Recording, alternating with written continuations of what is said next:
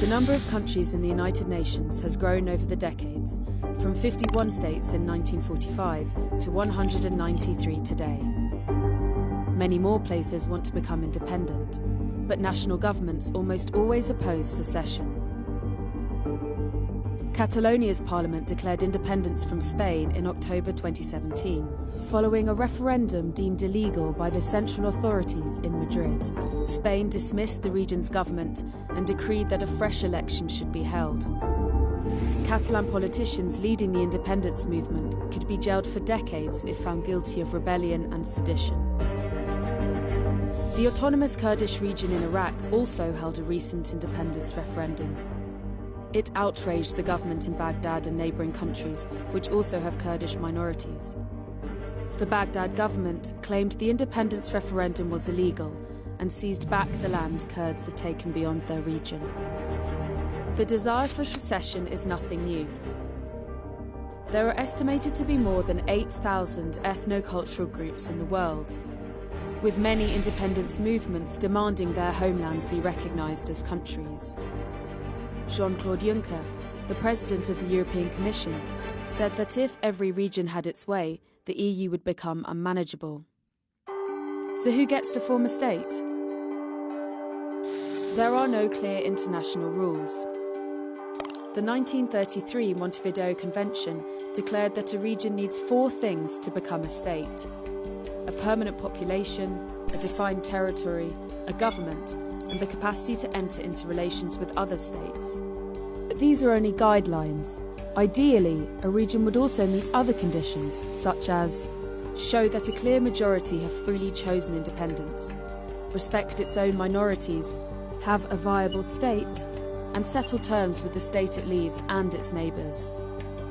In practice, all of these conditions are hard to meet.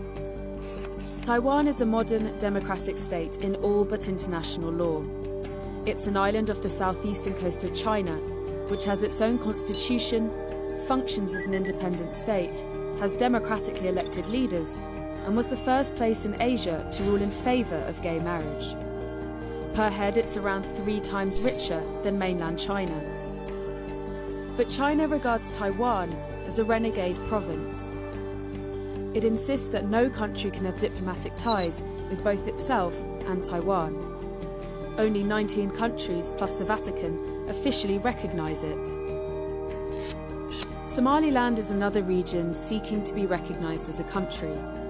The semi-desert territory on the coast of the Gulf of Aden declared independence from Somalia in 1991.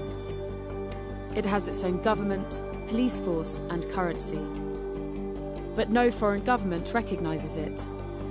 Perhaps for good reason. To recognise Somaliland would encourage other separatists in the region. It would undermine the already weak federal government of Somalia, and it would probably lead to war.